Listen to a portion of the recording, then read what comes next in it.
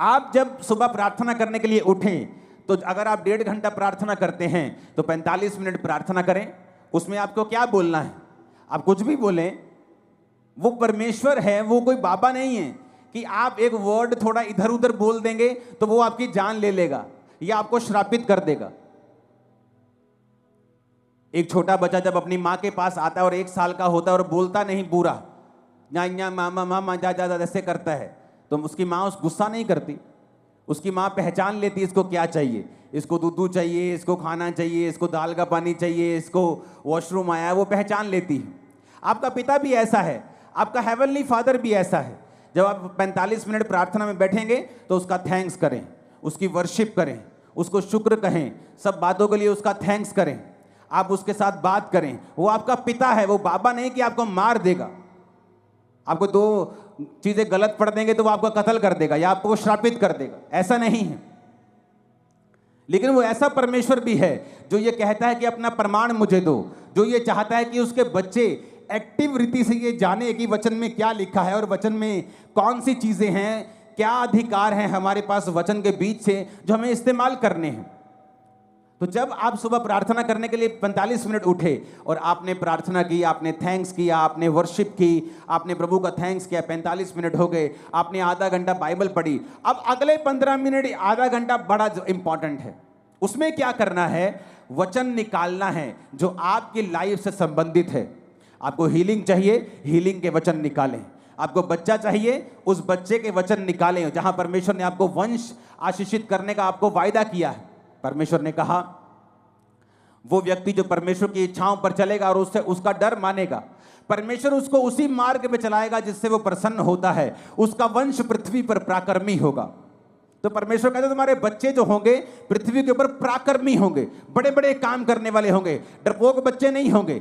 तो आप इस वचन का फायदा उठा सकते हो। अगर आपके बच्चे डरपोक है तो, अगर आपके बच्चे अनसक्सेसफुल है तो, कम पढ़ते हैं तो, समझ नहीं आती कि प्रभु तेरे वचन में लिखा है कि तेरा वंश पृथ्वी के ऊपर पराक्रमी होगा, मेरे बच्चों को पराक्रमी बना, मेरे बच्चों को एक्सीलेंट बना, मेरे बच्चों को ब्लेस कर। हर एक चीज के लिए बाइबल में परमेश्वर का वायदा है, वचन है। आप अपने मोहल्ले में क्रिश्चियन हैं, आप एक छोटा मोटा बिजनेस करते हैं, आप अगर वचन को जानते होंगे, आप उस वचन को निकाल लेंगे। प्रभु तेरे वचन में लिखा है, तूने कहा है कि तू मुझे सब जातियों से श्रेष्ठ करेगा, सब दूसरी जातियां अन्य जातियों से तू मुझे श्रेष्ठ करेगा। प्रभु मैं प्रार्थना करता हूं, मैं अपने टाइट को भी बोता हूं, मैं आज प्रार्थना करता हूं, मुझे सबसे श्रेष्ठ बनना है, मुझे बेस्ट बनना है अपने बिजनेस में, अपनी लाइफ में मुझे बेस्ट चाहिए। आप बेस्ट होंगे अगले 7 सालों के अंदर। लेकिन क्या आपने वो मांगा? नहीं, आपने मांगा नहीं। आप चाहते हैं हो, आप विश करते हैं प्रभु मुझे हील कर दे। आप जीनी के पास नहीं है कि आपने रगड़ा और जीनी निकला और आपने कहा क्या चाहिए, उसने कहा क्या चाहिए, आपने कहा मुझे चंगा कर दो।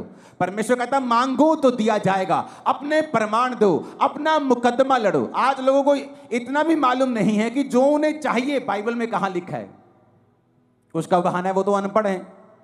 आज अगर तुम्हारी बहन वेस्टर्न यूनियन में 10,000 रुपए भेज दे इंग्लिश में लिख के, तुम भाई साहब 15 मिनट में पैसे निकाल के ले आओगे।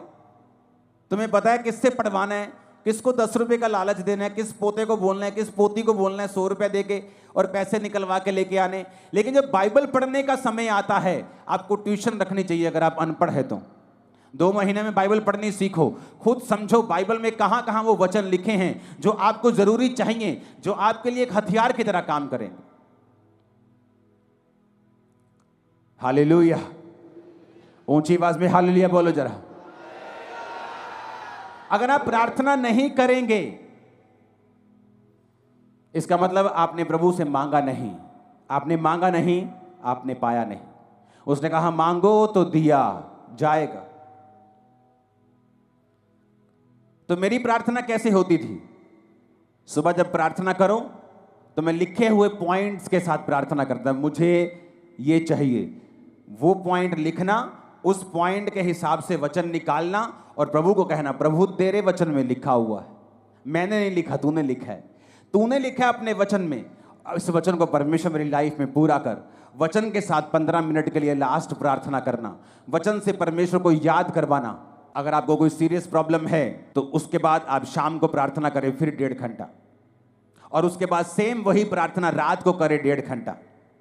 अगर आप ठीक हैं, आपकी लाइफ में ओके है, आप ब्लेस्ड हैं, आप 1 घंटा 1 घंटा 1 घंटा आप 3 बार प्रार्थना करें रोज। सुबह 1 घंटा, शाम को 1 घंटा, रात को 1 घंटा।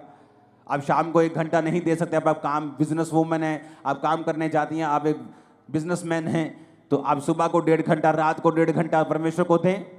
अपने दिन की शुरुआत प्रार्थना से करें, रात का अपना दिन का अंत प्रार्थना से करें। आप परमेश्वर को लिखे हुए वचनों से बताएं कि आपको क्या चाहिए। अपने पॉइंट्स को लिख कर रखें, उन पॉइंट्स के हिसाब से बाइबल के वचन निकालें और फिर परमेश्वर को उन वचनों से बताएं कि परमेश्वर मुझे ये चाहिए क्योंकि तेरे वचन में ये लिखा हुआ है। अगर आप अपना मुकदमा नहीं लड़ेंगे, अगर आप अपना मुकदमा पेश नहीं करेंगे, आप वचन के बीच से होकर लड़ाई नहीं करेंगे तो आपको नहीं मिलेगा। अब अपने आप में अंदर एक पंजाबी के अंदर चाती मार के देखो अंदर जरा कि कितनी प्रार्थना करते हैं आप, या जो आपको चाहिए कि आपने उससे इनफ मांगा है।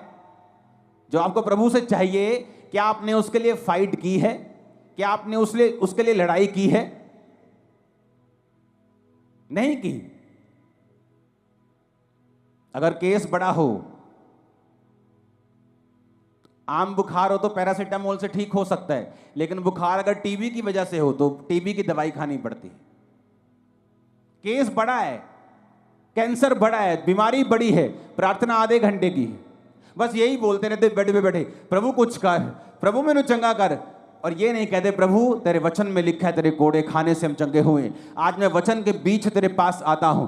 तूने कहा है तू संकट के दिन तू मुझे पुकार तो मैं तुझे उत्तर दूंगा। तेरे वचन में लिखा हुआ है कि तू अपने धर्मी जन के अपराधों को माफ करता है, उनको चंगा भी करता है।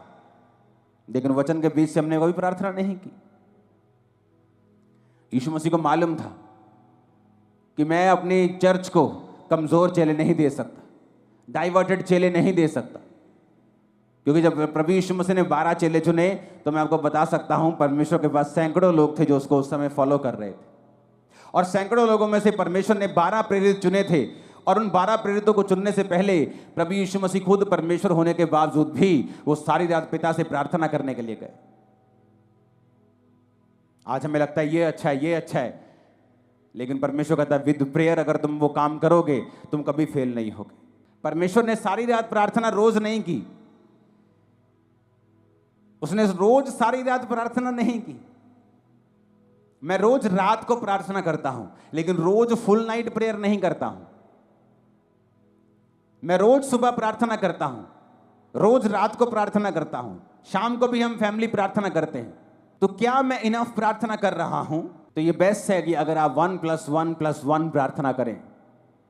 अगर आप 1 घंटा प्रार्थना करने के लिए बैठे हैं सुबह 1.5 घंटा, तो आधा पौना घंटा आप प्रार्थना करें, प्रभु से अपने वर्शिप करें, उसका थैंक्स करें। उसके बाद आप बाइबल पढ़ें कुछ समय के लिए, और फिर कुछ समय आप बाइबल के वचनों के बीच से होकर प्रार्थना करें। आपकी लाइफ कभी भी सेम नहीं रहेगी।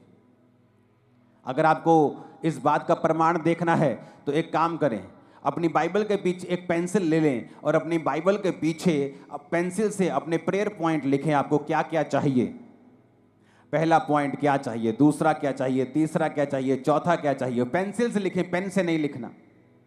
और उन पेंसिल से लिखे हुए जो आपके प्रेयर पॉइंट हैं उन्हें वचन के बीच से होकर आप रोज 1+1+1 रोज 2 समय कम से कम 1.5 घंटा या 1 घंटा 3 बार आप रोज परमेश्वर को याद करवाना शुरू करें। आप फिर देखें कुछ महीने बाद कि जो पॉइंट आपने पीछे लिखे हुए हैं, मैं आपको बता सकता हूं वेरी सून उनमें से 50%, 60%, 70%, फिर 90%, 100% आप उन प्रेयर पॉइंट्स को पूरा होते हुए देखेंगे। आप देखेंगे कोई रह ही नहीं गया, आप आगे ऐड करते जाएंगे, वो नए होते जाएंगे। लेकिन जो आपने पुराने ऐड किए होंगे आप देखेंगे कि किस तरह से परमेश्वर ने आपकी लाइफ में वो काम किया। और जो आपके प्रेयर पॉइंट पूरा हो गया उसे मिटे दें, उसे मिटाकर पेन लें और बाइबल में ही कहीं पर एक बहुत से बाइबल में खाली पेजेस होते हैं, उस पेन से लिखें गवाही कि ये प्रेयर पॉइंट आपका था, इस तारीख को परमेश्वर ने इसको पूरा कर दिया।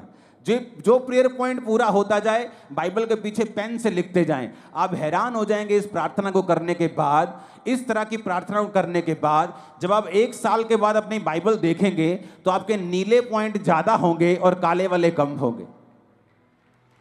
आप देखेंगे वो पूरे हो रहे हैं। और जब भी आप देखेंगे कि शैतान आपको इस प्रार्थना करने से क्यों रोकता रहा है, उसको मालूम है इसी प्रेयर में रिजल्ट आना है। शैतान को पता है कि इसी प्रार्थना के द्वारा आप छुड़ाए जाएंगे, इसलिए वो पूरी संभव कोशिश करता है कि आपको इस प्रार्थना से दूर रखा जाए, क्योंकि प्रार्थना में छुटकारा है ये शैतान जानता है। हालेलुया।